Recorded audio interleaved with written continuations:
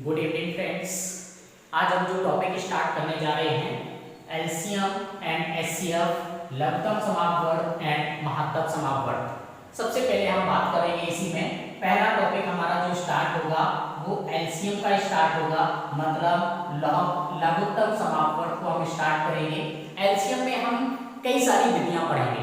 सबसे पहले हम पहली विधि जो यहाँ पर पढ़ेंगे वो पढ़ेंगे हम भाग विधि।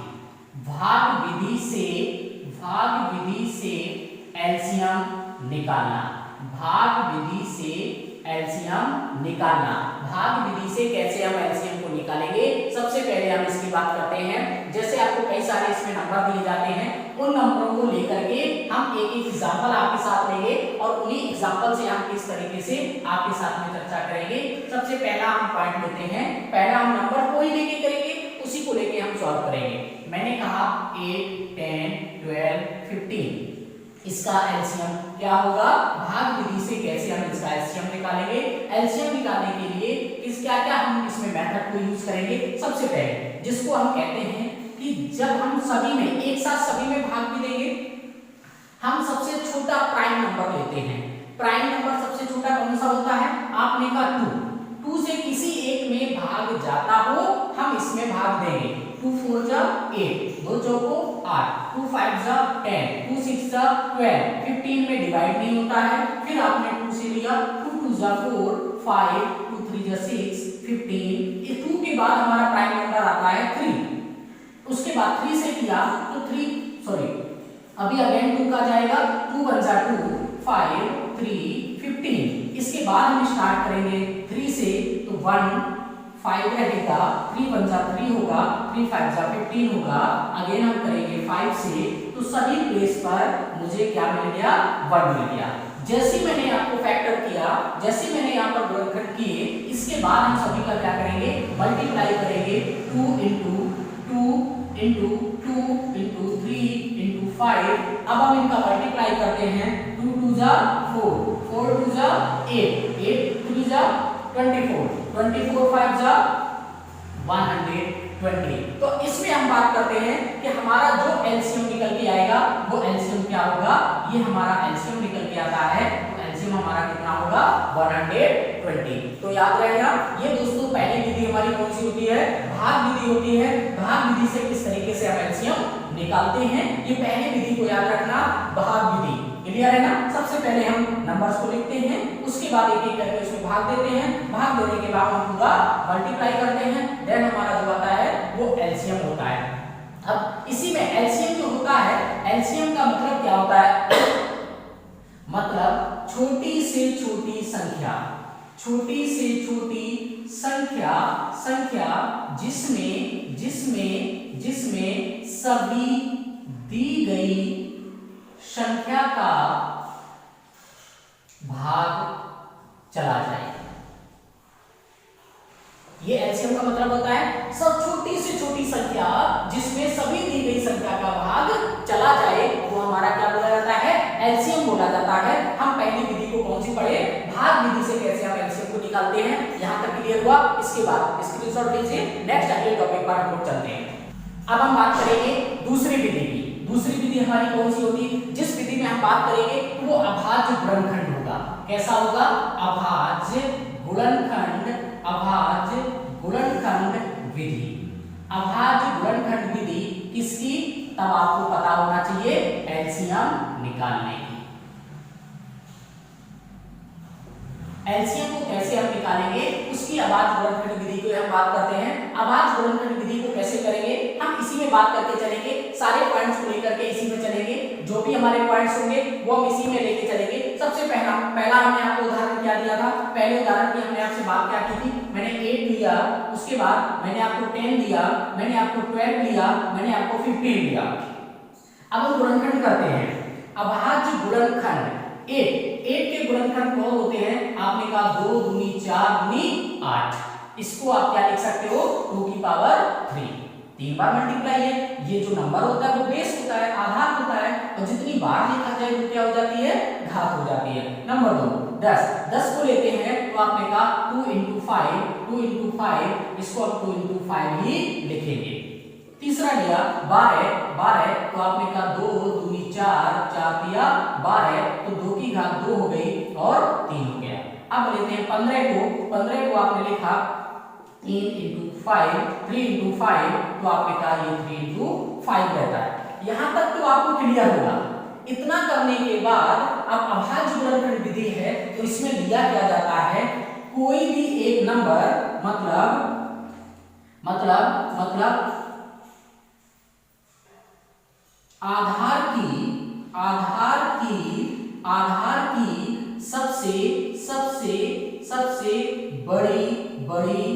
आधार की सबसे बड़ी घात का 7 का गुणा करते हैं। आधार की सबसे बड़ी घात का गुणा करते हैं। हम आप देखते हैं कि 2 में सबसे बड़ी घात कितनी है, तो आपने कहा यहां पर 2 में सबसे बड़ी घात है 2 की घात 3। इसके बाद हम 3 को देखते हैं, 3 में सबसे बड़ी घात कौन सी है, तो केवल आपको एक ही दिख रही है, एक यहां पर भी है एक यहां पर भी है, तो आपने उसको 3 लिखा। अब 5 में सबसे बड़ी घात कितनी है, तो वो आपको एक ही दिख रही है, तो एक ही घात है तो आपने 5 लिखा। इन सभी का जैसे आप गुणा करेंगे, इन सभी का जैसे हम गुणा करते हैं तो गुणा करने में क्या मिलता है, 2 की घात 3 का मतलब 8 हो गया, 5 दिया 15 हो गया, 15 8 120। क्लियर है ना।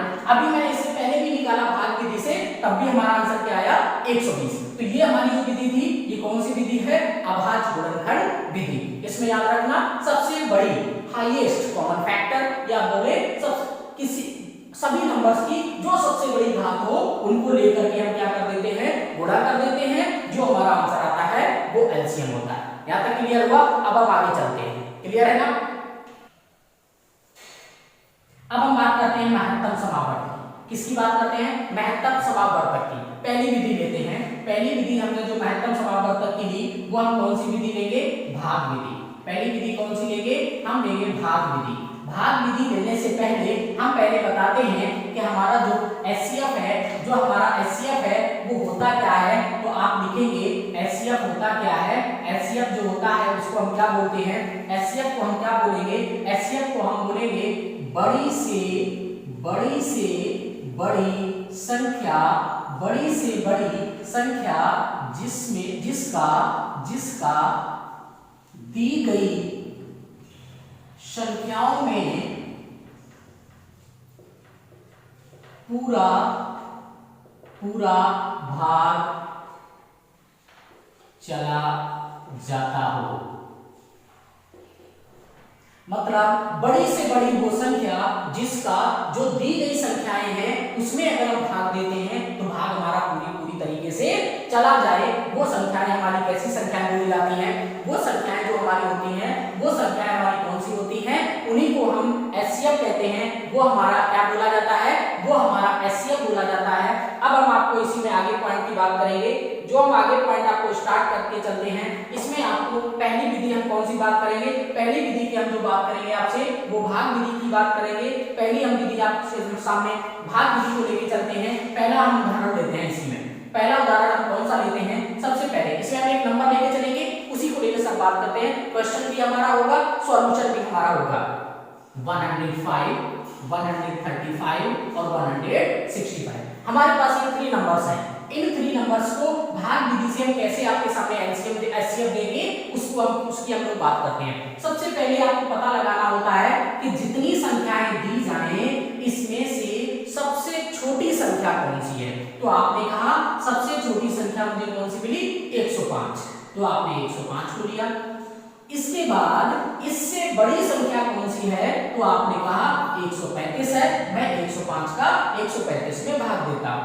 आपने कहा एक बार जाएगा तो आपने 105 लिखा, घटा दिया तो आपको 30 मिला। इस 30 का फिर भाग देना है किसमें, जिसका भाग दिया था, तो आपने 105 लिखा। 30 का 105 में भाग दिया तो आपको 3 बार गया, आपको 90 मिला। 105 से जैसे 90 को माइनस किया तो आपको 15 मिला।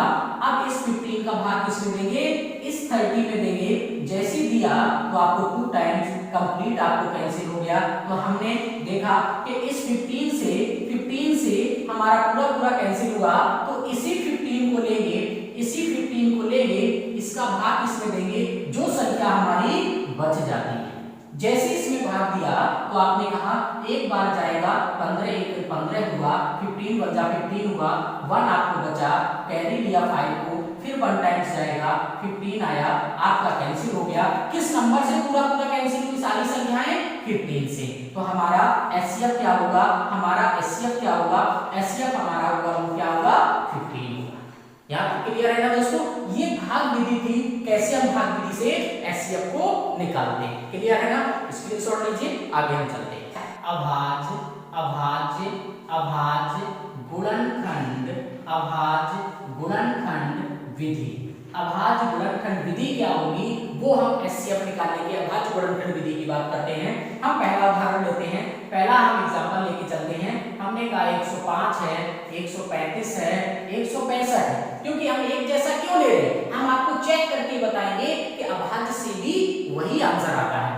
मैंने कहा 105 लिखा, मैंने कहा इसके गुणनखंड करो, तो फिर मैंने कहा 135 लिखो, इसके गुणनखंड करो, 165 लिखो, इसके गुणनखंड करो। 105 के जैसे ही आपने गुणनखंड किया तो इसके हमारे गुणनखंड क्या होंगे? अगर आपको आता है तो ठीक है, तो आपको नहीं आता है तो आप करना सीख लें। 3 5 जा 15, 3 5 जा 15, 5 या 15, 15 सत्ते 105। अब हम बात करते हैं 135 की, इसी में हम उसको भी सॉल्व करेंगे। जैसे भी अगर आपको नहीं आता तो आप कैसे करेंगे? आप 135 को लिखें, आप स्टार्ट करें 5 3 8 और 1 9। मैंने विभाजित आपको बताया था 5 3 8 1 9, तो 3 का भाग जाएगा 3 3 चौको 12, 3 5 15, 3 1 3, 3 5 15, 3 5 15, 5 1 5। आपको 3 कितनी बार लिखा? तो आपने कहा 3 3 9, 3 27, 27 5 135। क्लियर है ना? अब हम बात करते हैं 165 की, उसको भी आप ऐसे लिख सकते हैं 6 5 11 एक बार है, तो 3 5 15, 3 5 15, 5 1 5, 5 1 5, 11 आ गया। अब आपने देखा कि जैसे हमने भाग दिया तो हमें क्या क्या मिला? 11 5 55, 55 में 3 का मल्टीप्लाई किया, 3 5 15, 3 5 15 16, 3 × 5, 3 × 5 × 11, ये हमें गुणनखंड मिले। अब हम बात आपसे क्या करेंगे? इन तीनों में हमारा जो कॉमन होता है, इन तीनों में जो हमारा कॉमन होता है उसको हम पेयर बनाएंगे। पेयर हम किसका बनाएंगे? आपने कहा इन तीनों में एक ये 3 मिला।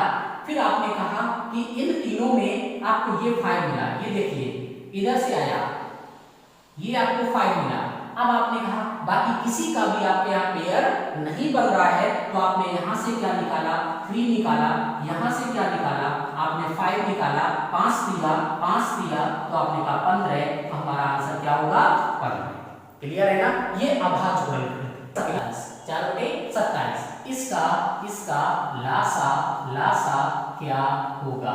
लासा क्या होगा? एलसीएम को हम क्या कहते हैं? लासा भी बोलते हैं। अब हम बात करते हैं भिन्नों का लासा कैसे निकालते हैं। तो आपसे मैं पहले सूत्र लिखता हूं। भिन्नों का एलसीएम बराबर, तो आपको क्या लिखते हैं? अंशों का एलसीएम बटे हरों का एचसीएफ। एलसीएम एचसीएफ निकालना सीखा भी आपने, उसी चीज को हम यहाँ पर अप्लाई करते हैं। सबसे पहले मैंने लिखा 1/3, 2/12, इसके बाद 5/6, फिर आपने 4/27 लिखा। मैंने क्या लिखा? अंशों का एलसीएम। तो अंश हमारे पास क्या है? ये हमारे पास अंश हैं, ये हमारे पास अंश हैं, और नीचे जो भी लिखा है, नीचे वाला जो भी लिखा है, ये हमारे पास क्या है? ये हमारे पास हर है।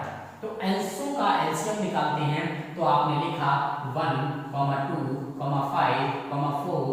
इसके बाद इसका हम क्या निकालेंगे? 3, 12, 6, 27। इसका हम क्या निकालेंगे? एलसीएम। अब हम जैसे इसका हमने क्या निकाला, इसका हम एलसीएम निकालेंगे, इसका हम क्या निकालेंगे? इसका हम एचसीएफ निकालेंगे। जैसे 1 2 5 4 का लिखा, तो हमने लिखा कि एलसीएम बराबर आप किसी भी तरीके से निकालो 1, 2, 5, 4। आप इसका गुणनखंड विधि से कर लें, जिसको आप भाग विधि कहते हैं। तो आपने 2 लिखा, 1 में जाएगा 2 बन जा 2, 5 लिखा, 2 2 जा 4, फिर 2 से किया, 2 बन जा 2, 5 लिखा, फिर आपने 5 से किया, 5 बन जा 5। क्लियर है।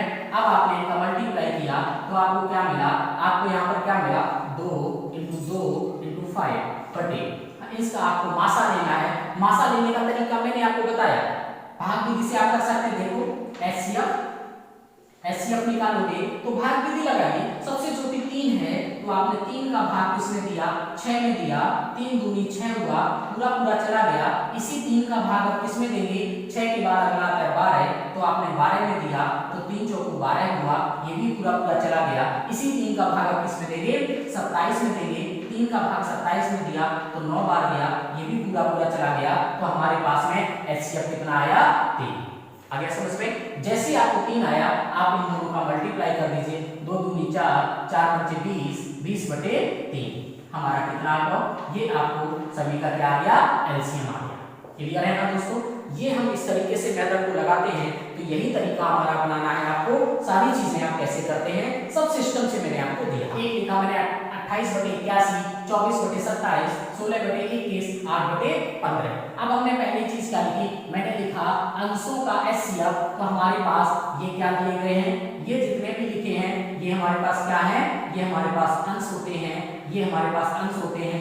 नीचे जो लिखा है ये हमारे पास हर होते हैं। आपने क्या लिखा 28, आपने लिखा 24, आपने लिखा 16, आपने लिखा 8, इसका हम क्या निकालेंगे एचसीएफ। इसके बटे में क्या लिखेंगे 81, आपने लिखा 27, आपने लिखा 21, 15, इसका हम क्या निकालेंगे एलसीएम। अब हम सबसे पहले आपसे बात करते हैं, मैंने एचसीएफ निकालना है। एचसीएफ निकालेंगे तो हम जैसे इसका एचसीएफ निकालेंगे सबसे छोटी संख्या हमारे पास 8 है, 8 का डिवाइड दिया 16 में, 8 दूनी 16 हुआ, पूरा पूरा चला गया। इसी 8 का हम भाग किसमें देंगे, 16 से बड़ी हमारे पास में 24 है तो हम 24 में भाग देंगे, 8 दिया 24 हुआ, पूरा पूरा चला गया। इसी 8 का हम भाग किसमें देंगे, इसी 8 का भाग देंगे अगले नंबर में 28 में देंगे। तो आपने देखा 8 दिया 24 हुआ, आपको 4 बचा, इस 4 का भाग किसमें देंगे 8 में देंगे, 4 दूनी 8 हुआ, हमारे पास एचसीएफ कितना आ गया 4 आ गया। तो आपने क्या लिखा 4 बटे। अब आपने लिखा एलसीएम। एलसीएम के लिए हम भाग विधि को अपनाते हैं तो आपने 81 लिखा, 81 लिखा, आपने 27 लिखा, 21 लिखा, 15 लिखा।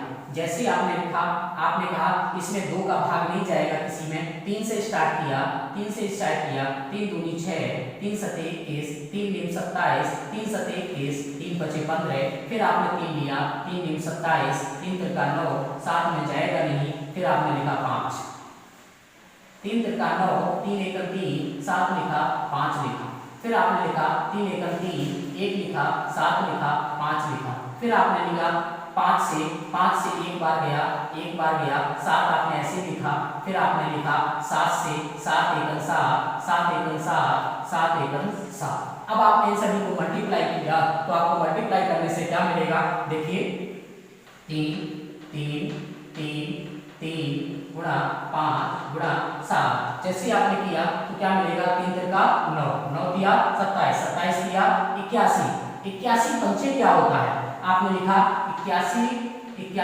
गुणे 5 गुणे 7। जैसे आपने किया 5 × 5, 5 × 8 40, 405 हुआ इंटू 7 हुआ। जैसे आपने इसमें किया तो 7 × 35, 7 चौको 28, आपको कितना मिला 2835 मिला, 2835 मिला। तो ये आपका जो आंसर होगा ये आपको क्या होगा, भिन्नों का किस तरीके से हम क्या निकालते हैं, एचसीएफ निकालते हैं, भिन्नों का कैसे हम एचसीएफ निकालते हैं। यहाँ तक क्लियर हुआ दोस्तों। ये पॉइंट आपके लिए सबसे इंपॉर्टेंट पॉइंट थे जहां तक हम लोगों ने आपके साथ में चर्चा की। इसके बाद कई सारे पॉइंट्स हम और भी लेते चलते हैं जहां पर घातों का एचसीएफ एलसीएम कैसे निकालते हैं। इसके बाद ये हमारा इस पार्ट वन में सबसे इंपॉर्टेंट पॉइंट था। अब हम अगले पॉइंट की बात करते हैं, किस सूत्र की बात करते हैं। मैंने कहा पहली संख्या गुणे दूसरी संख्या बराबर लासा गुणे मासा। क्या होता है, लासा गुणे मासा। हम एक क्वेश्चन की बात करते हैं, हम एक क्वेश्चन लेके चलते हैं। यदि दो संख्याओं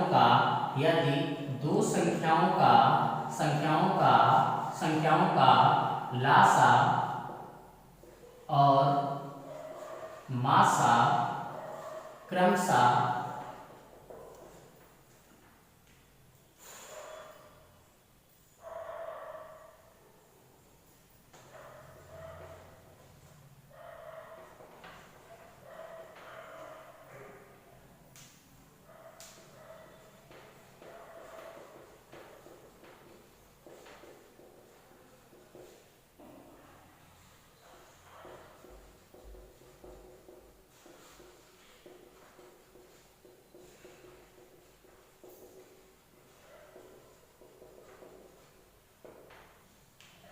यदि दो संख्याओं का लासा और मासा क्रमशः 396 और 12 है तो उनमें से एक संख्या 36 हो तो दूसरी संख्या क्या होगी। हमने सबसे पहले सूत्र की बात की तो हमने लिखा पहली संख्या हमें कितनी दी गई तो आपने लिखा 36 गुणे दूसरी संख्या आपको नहीं पता है तो आपने लिखा दूसरी संख्या बराबर आपने लासा गुणे मासा तो लासा हमें कितना है और मासा कितना है तो आपने लिखा 396 गुणा 12। जैसे आपने इतना लिखा तो हमें निकालना क्या था, आपको निकालना क्या है दूसरी संख्या, तो आपने लिखा कि दूसरी संख्या बराबर 396 गुणे 12 बटे, जब गुणा होता है किन्हीं दो संख्याओं का और वो दूसरी तरफ जाती है तो वो क्या बन जाता है, भाग बन जाता है। यहाँ तक क्लियर हुआ।